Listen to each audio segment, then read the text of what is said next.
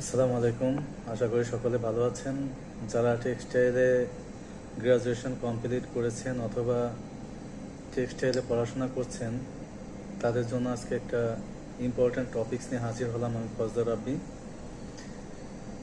আপনারা যখন ইন্টারভিউতে যাবেন তখন অনেকেই আছেন বই পুস্তক মুখস্থ করে যান, অথবা যে ক্যালকুলেশনগুলা ওইগুলা আয়ত্ত করে যান, টেক্সটাইলে বেসিক সম্পর্কে আইডিয়া করে যান। কিন্তু আপনাদেরকে যদি একটা কোশ্চেন করা হয় টেক্সটাইল ইন্ডাস্ট্রি কি, অনেকেই অ্যান্সার দিতে পারবেন, আবার অনেকেই ভাববেন টেক্সটাইল ইন্ডাস্ট্রি আবার কি।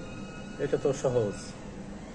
তো এক লাইনে যে অ্যান্সারটা করা যায় সেটা হচ্ছে, টেক্সটাইল ইন্ডাস্ট্রি হলো এমন একটি শিল্প যেখানে ফাইবার থেকে শুরু করে ইয়ার্ন, ফ্যাব্রিক এবং শেষে গার্মেন্টস তৈরি করা হয়।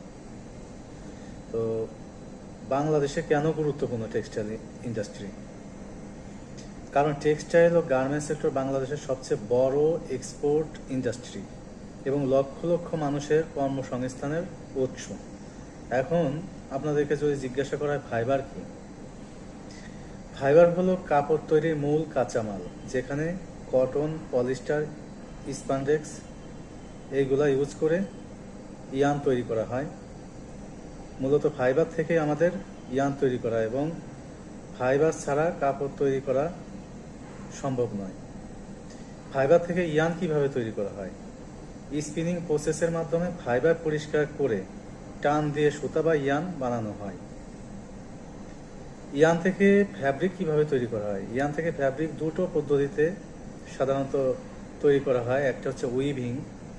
উইভিং হচ্ছে ওয়ার্প ও ওয়েভ দিয়ে কাপড় তৈরি করা হয়, যেমন ডেনিম কিংবা ওভেন যে প্যান্টগুলো আছে।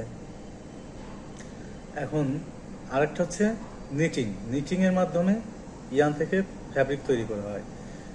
নিটিং কি? নিটিং হচ্ছে লুপ তৈরি করে কাপড় বানানো, যেমন টি শার্ট, পোলো শার্ট ইত্যাদি।